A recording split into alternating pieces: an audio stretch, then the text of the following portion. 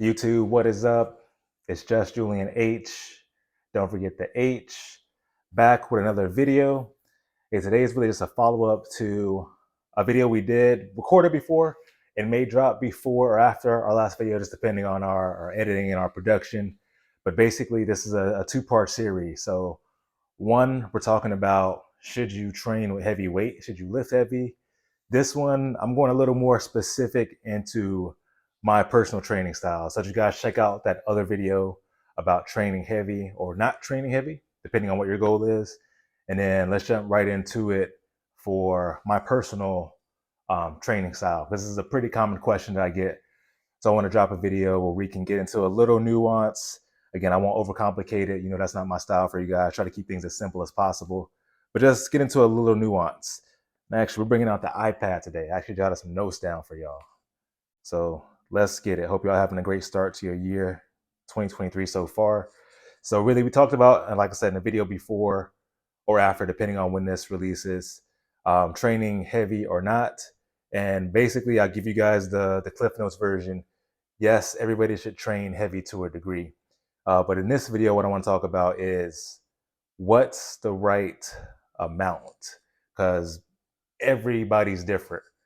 And everybody, I look at training and exercise like there's a pie, right? And we have different categories of that pie, and everybody's percentage of what will best suit them is different. And I'm going to break down kind of my own personal experience and where I'm at, where I've gone through over the years. But just to give you guys, I guess, a visual, think about your workouts, think about your training as a pie.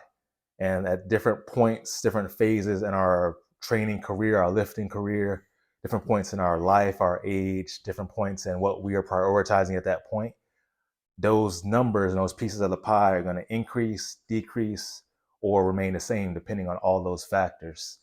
And I really, to give you guys a little bit of nerd jargon, and you can Google this word because this will kind of help some of you, I think. There's a word called periodization. So periodization is something that effective coaches and effective trainers know how to do and know how to program for their clients.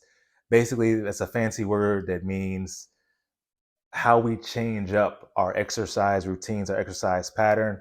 So with working out and lifting in general, with any type of exercise you do, any type of movement you do, there's different factors, right, that can affect that workout. But as far as training heavy, like adding weight onto our bar or lifting heavier weights, that's one factor.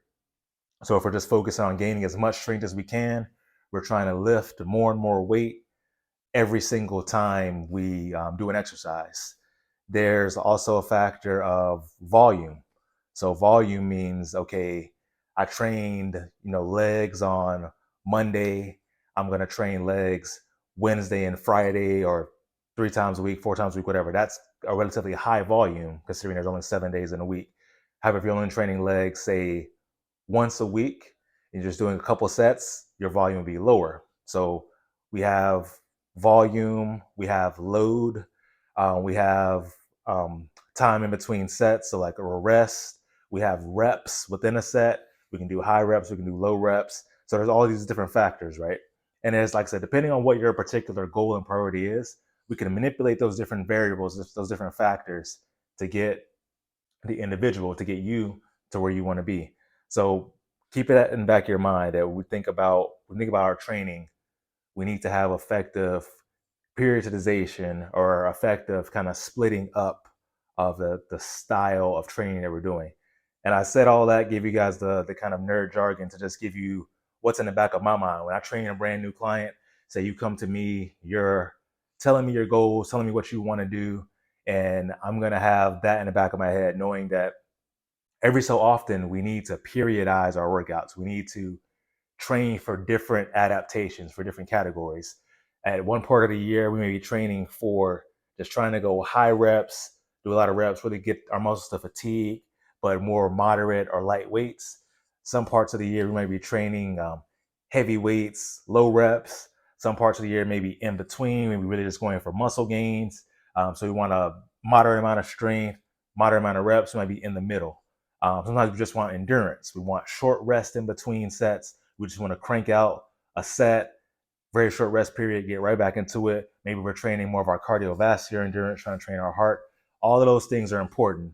So a good coach can give you a program that's going to balance out your priorities, but also make sure you don't have any weak links in your personal training and your chain. You don't have any weak links there where you're lagging behind too much in strength, endurance, muscle, all that good stuff, right? So that being said, let's get down to the pie. Let's go back to the pie. So I kind of narrowed it down to kind of 5 things I personally think about when I'm training a client, when I'm making a workout program, when I'm working with someone. So first, and these are in no particular order, first being movement and mobility. That's usually one of the very first things I assess, one of the easiest things that there is to assess personally. How well do you move? I've seen wide ranges of different movement. And when I say how well do you move, some people like think of the word flexibility. If that helps you like categorize it, you can think about it as flexibility, but it's really more than that. It's really like how well can you get in certain positions? How supple are you? How nimble are you? Um, can you squat? How low can you squat? How well can you control your body weight? How's your core move and coordination with your limbs? Things like that. And there's a method to the madness there, but movement and mobility, that's kind of piece of the pie number one. Strength. I talk a lot about strength. Big proponent on being strong, and that's everybody from children to adults, from men to women, from whether we're looking to lose weight or gain weight. All of us could use a relative degree of strength. So we always want to be strong, and that means different things to different people, but we want to have strength. Next one is power. So power is something that sometimes we can neglect, or if we're just wanting to lose weight, we can sort of forget that power exists. But power is important for all of us too. Power means how much force can we apply. Power is one of the easiest things that you can look at in everyday life, and along with strength, because they're related in a way, but they're kind of different at the same time. Power is, okay, can we be reactive? If something comes at you, can you react? Can you exert force on this object? Can you move massive things with acceleration? So there's a whole equation behind power, but just think about it as the third category. Next one I jotted down is endurance. Endurance is simple. You can think about it as your cardio. Think about it as how effective your heart operates. But basically, it's how long can we go without getting tired? Simplest way to define endurance. And then last one is agility. So agility being, again, similar to that movement and mobility, but this one's think about more of an athletic standpoint. Agility is how quickly can we change directions? Can we be not only supple, but can we be quick on our feet? Can we change directions, move different ways, cut different ways, and do it with confidence and with our body being as strong as it can while we're changing directions and doing those different things? Speed can kind of fall under the category of agility, but that's really different. But for the sake of this, we'll put speed under that umbrella as well. So movement and mobility, strength, power, endurance, agility. A good coach, in my opinion, can take a client, can make sure they don't lack in any of these areas, but at the same time, depending on what their goals are, depending on what's a priority for their timeline, can get them to prioritize those things in different orders, have different percentages of the pie they're working on to reach their goals. So, but these are kind of the things I think about. Just to give you guys a little bit deeper of a dive into my own personal um, background, experience with training, and how I look at these for myself. Just a quick synopsis. So I grew up, like most of you know, being in the sports, being active most of my life. Got seriously into working out at a certain point after college.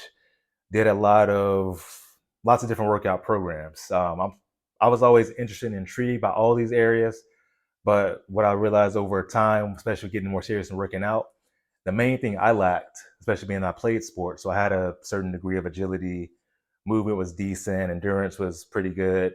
I lacked mostly strength. So for quite a few years, probably at least 5 years, my main focus was strength. And I say that to also give you guys a picture that this is a long-term game. sometimes we can spend years and years developing one or a couple of these qualities before we hit a level where we're good. So for me, strength was the focus for at least 5 years. And what I realized after going on my journey through strength, I probably spent a little too long on there without keeping my other categories, balanced out. And that's where if I had a coach myself, that would have helped me out. But I lived and learned through that mistake. So strength eventually got really good. And I started noticing I was starting to get really tight in certain areas, which is not terrible, but it's one of the effects of focusing so much on strength without having a proper balance of movement and mobility and agility and those other fun things.